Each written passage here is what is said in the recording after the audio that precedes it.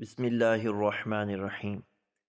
سلطان صلاح الدین ایوبی کے زمانے میں ایک یہودی عورت اسلام پر تحقیق کر رہی تھی اور ایک سوال کے سبب اسلام قبول کرنے میں رکاوٹ تھی، اور وہ سوال یہ تھا کہ خنزیر کا گوشت کیوں حرام ہے۔ وہ یہ سوال لے کر سلطان کے دربار میں آئی اور عرض کیا کہ اسلام میں خنزیر کے گوشت کی حرمت کی کوئی دلیل اسے نہیں ملی۔ سلطان نے اپنے مشیر سے اصل بائبل کتاب لانے کا حکم دیا، اور جب وہ کتاب آئی سلطان نے وہ حوالہ دکھایا جہاں خنزیر کا گوشت حرام تھا۔ عورت حیرت میں پڑ گئی اور کہا کہ جو بائبل اس کے پاس ہے اس میں یہ ذکر نہیں۔ سلطان نے جواب دیا، تمہارے پاس جو بائبل ہے وہ تبدیل ہو چکی ہے، اس کو لوگوں نے تبدیل کر دیا ہے۔ سلطان نے مزید کہا، وہ سائنسی طور پر بھی اس کی وضاحت کریں گے، اور کہا کہ کل صبح خنزیر کا گوشت پکا کر لے آنا۔ دوسرے دن وہ عورت خنزیر کا گوشت لے کر آئی۔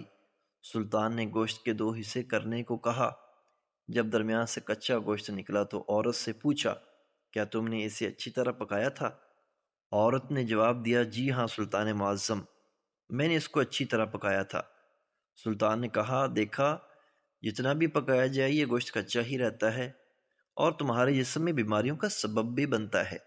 سلطان نے مزید وضاحت کی کہ خنزیر جو کچھ بھی کھاتا ہے وہ گندگی اور غلاظت ہوتی ہے جو اس کے گوشت میں شامل ہو جاتی ہے، اور خنزیر کی بے حیائی کی وجہ سے اس کے گوشت میں بھی بے شرمی اور بے حیائی پائی جاتی ہے جو انسان میں بھی منتقل ہو سکتی ہے۔ یہ بات سن کر وہ یہودی عورت سلطان کے سامنے جھک گئی اور کہا، اب آپ مجھے کلمہ پڑھائیں۔ سلطان نے عورت کو کلمہ پڑھایا اور دربار اللہ اکبر کی نعروں سے گونج اٹھا۔ قرآن مجید میں خنزیر کی مذمت 4 مقامات پر آئی ہے۔ اللہ تعالیٰ نے اس کا نام لے کر اسے حرام قرار دیا ہے۔ احادیث رسول میں بھی اس کی حرمت کا ذکر موجود ہے، اور نبی مکرم صلی اللہ علیہ وسلم نے خنزیر کے گوشت کو حرام قرار دیا ہے اور اس کے کاروبار کرنے والے پر لعنت فرمائی ہے۔ رسول مکرم نے فرمایا کہ کچھ جانور ایسے ہیں جنہیں مار دینا چاہیے، ان میں سور بھی شامل ہے۔ خنزیر ایک بے حیا جانور ہے جو اپنی مادہ کو دوسرے نر کے ساتھ دیکھ کر خوش ہوتا ہے، اور یہ صفات انسان کے اخلاق پر اثر ڈال سکتی ہیں۔ یہ ہر قسم کی گندگی کھا جاتا ہے جس سے اس کے جسم میں زہریلے مادے اور جراثیم پیدا ہو جاتی ہیں۔